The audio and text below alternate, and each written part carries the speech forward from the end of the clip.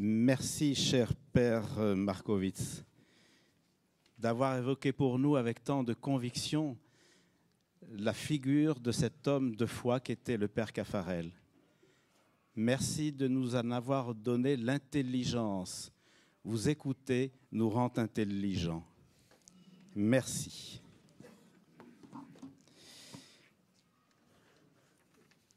Nous accueillons maintenant le Père Jacinto Farias.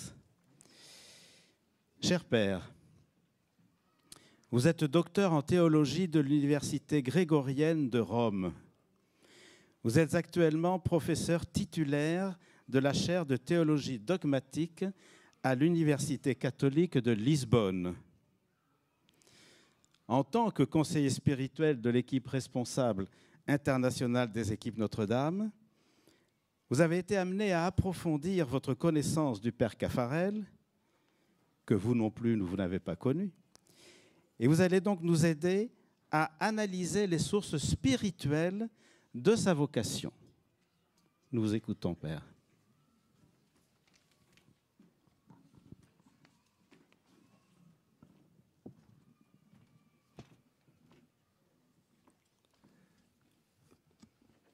Muito obrigado pela apresentação. Caríssimos amigos, casais das equipas de Nossa Senhora, sinto-me muito honrado por poder estar aqui convosco e partilhar algumas reflexões et partager sobre o tema que me foi proposto. avec vous quelques réflexions sur le thème qui m'a été proposé, les sources spirituelles de la vocation du Père Caffarel.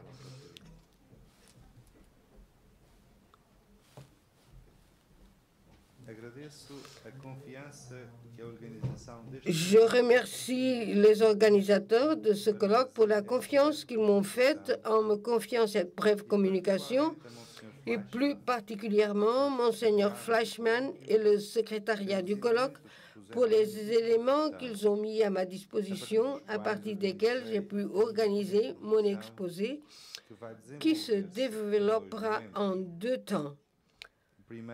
Premièrement, la vocation contemplative du Père Caffarel, et deuxièmement, l'origine des équipes Notre-Dame pour les aider à faire l'expérience de Dieu. La vocation contemplative du Père Caffarel, un moine manqué. Dans la revue Panorama aujourd'hui, le Père Caffarel parle de sa conversion quand Jésus-Christ est devenu quelqu'un pour lui. En ce lointain jour de mars, j'ai su que j'étais aimé et que j'aimais, et que désormais, entre lui et moi, ce serait pour la vie. Tout était joué. Cette expérience de la découverte de l'amour personnel de Jésus-Christ pour lui a été tellement forte qu'il considère que ce jour-là, qu'il considère ce jour-là comme vraiment le jour de sa naissance. Mon enfance a commencé à 20 ans. À ce moment-là, tout est à jouer. Il a pensé dédier totalement sa vie à la prière en se retirant dans un monastère, la Trappe des Dombes, où il a demandé à être admis. Et en fait, cela ne s'est pas fait à cause de son directeur spirituel, dont nous ne connaissons pas le nom, qui lui conseillait de différer cette entrée. Et si tu faisais d'abord quelques années de séminaire? Je me suis rendu à ces raisons et attendu l'échéance. Quand cela arriva, il me demanda d'accepter un nouveau délai. Attends d'être prêtre dans 2 ans. Et finalement, je n'ai pas obtenu le feu vert. Pourtant, je suis persuadé que ce n'était pas une illusion, ce que je considérais alors comme ma vocation. Le signe de la vérité de cette vocation contemplative est le fait qu'il a toujours cultivé une intense vie intérieure et qui est, comme il le reconnaît, le secret de la fécondité de son ministère. Mais finalement, j'ai compris que c'était une ruse du Seigneur.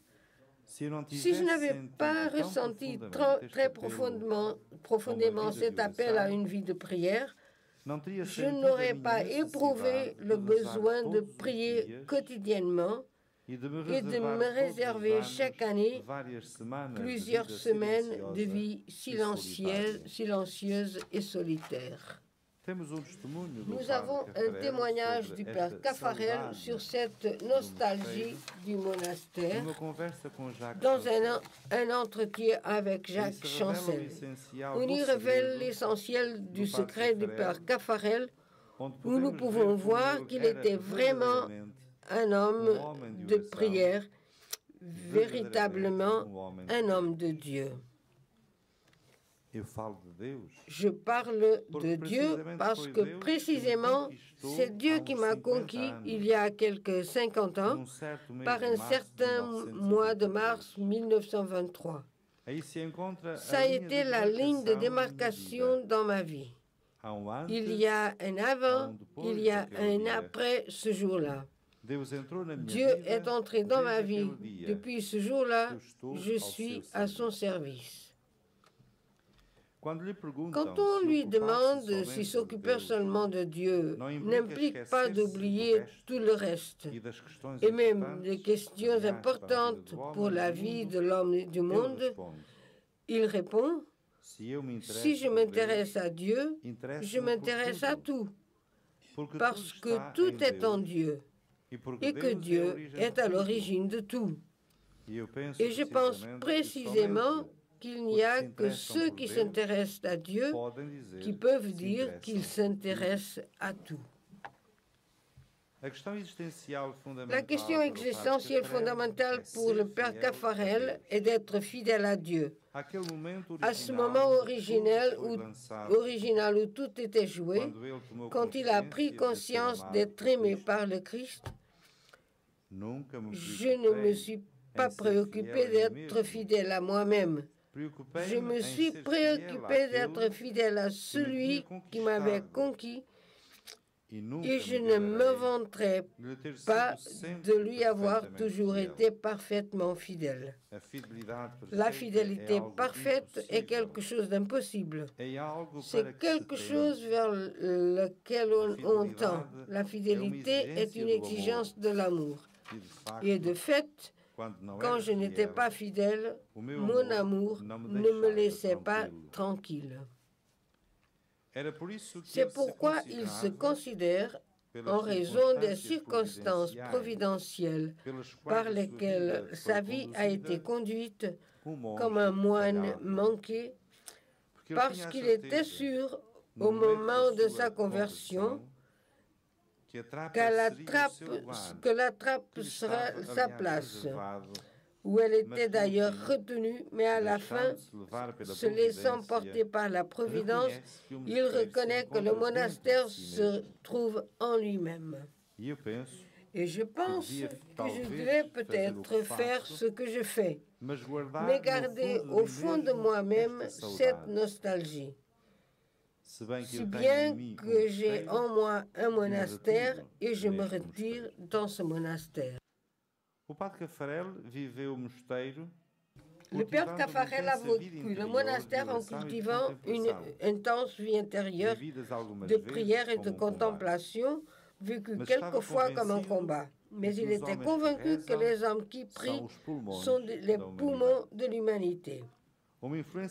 Une influence notable sur la vie du Père Caffarel est celle du bienheureux Vladimir Guica, prince romain, converti au catholicisme en France en 1902, mort martyr du communiste à Bucarest en 1954, déclaré bienheureux en 2015.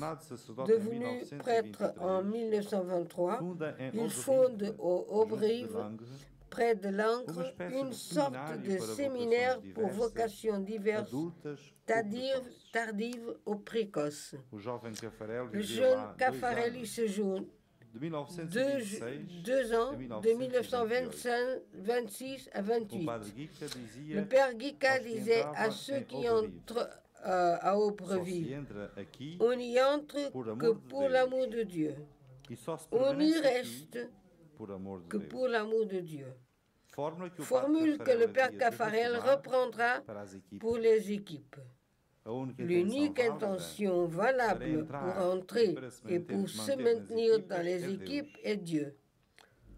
On vient aux équipes pour Dieu, on y reste pour Dieu. En ce qui concerne la nécessité d'une expérience forte de la rencontre avec le Dieu vivant qu'il a trouvé au moment de sa conversion, le père Caffarel confesse qu'il fut un moment touché par ce qui arrive dans la tradition spirituelle de l'Orient, dans l'hindouisme par exemple, où il y a la recommandation selon laquelle tout hindou doit faire l'expérience d'être moine, au moins une fois dans sa vie. En Thaïlande, une ancienne coutume veut qu'au moins une fois dans sa vie, tout homme, même le roi, partage pendant quelques mois la vie monastique. Cela m'a incité à la réflexion. Selon les témoignages qu'il a recueillis sur ce sujet, il reconnaît que dans le monde occidental et même dans les monastères, la pratique de la prière systématique et de la méditation a été abandonnée. Et voilà pourquoi on peut enregistrer l'affaiblissement de la foi dans de vastes secteurs de l'Église. À trop sûr, il veut offrir à tous ceux qui le désirent cette possibilité de la rencontre et de l'expérience avec le Dieu vivant. Il faudrait réfléchir sérieusement au programme de vie et proposer aux hommes et aux femmes qui se sentent appelés à être moines une fois dans leur vie, demanderaient de faire cette expérience. Tout est à inventer, je le reconnais. Mais combien passionnante pourrait être une telle recherche? Les couvents qui entreprendraient avec sérieux discernement et désintéressement de répondre à ce que je crois être un besoin de nos contemporains étaient les premiers à en tirer bénéfice. En attendant que les plus compétents s'y lancent, nous allons tenter un premier essai à la maison de prière de Trossur. Voilà en ce qui concerne la maison de Trossur, dont l'importance dans le pèlerinage spirituel du père Caffarel me semble évidente.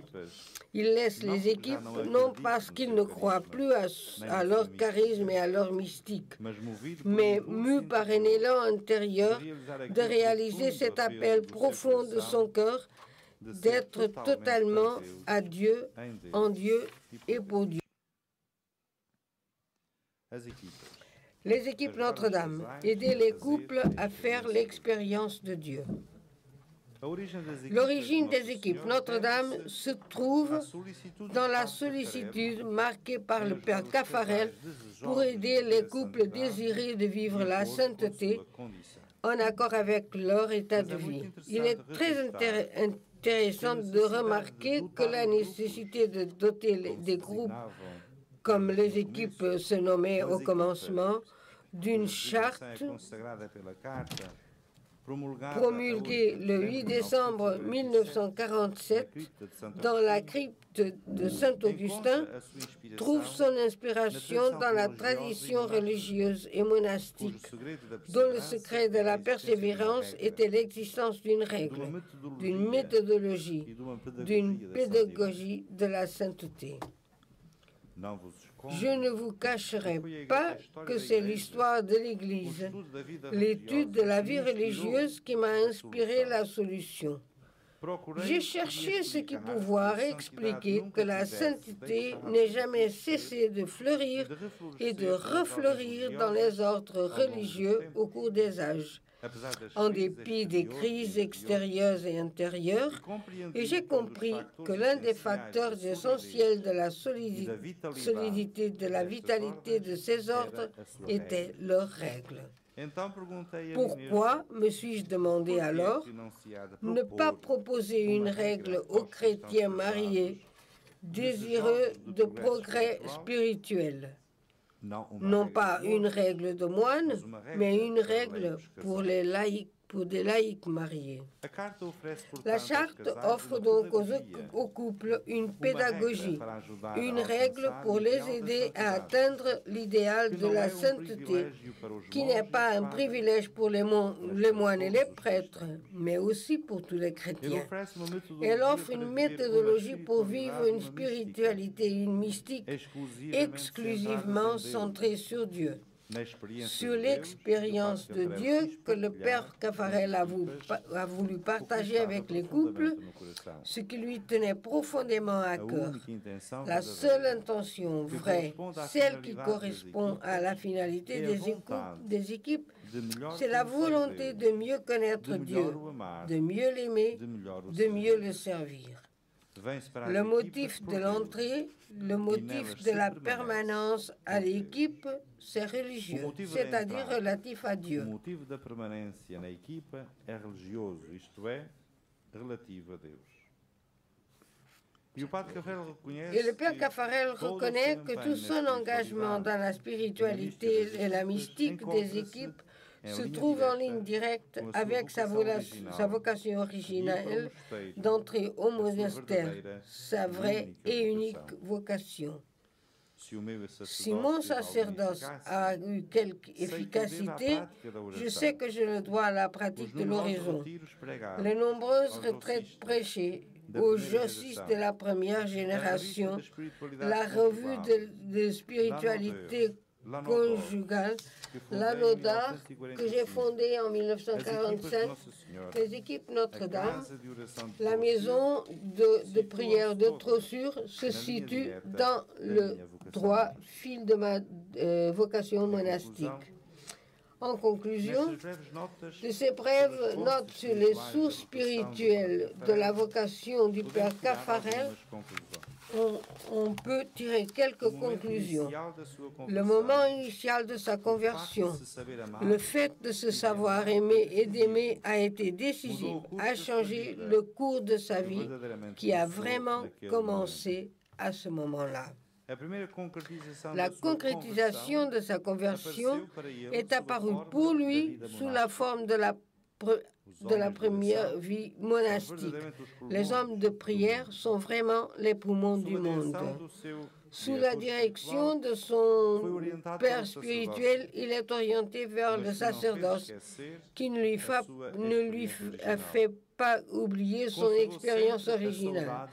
Il a toujours conservé la nostalgie du monastère qui a inspiré toute son action pastorale, aider les personnes à faire l'expérience de Dieu. Se retirer à Trossure est le dernier moment de sa vie, mais il était en fait le premier dans l'intention. La vie du Père Caffarel montre ainsi une extraordinaire unité, une vraie symphonie.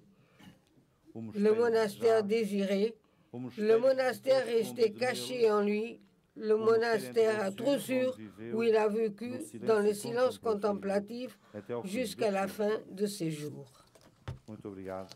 Merci de votre attention.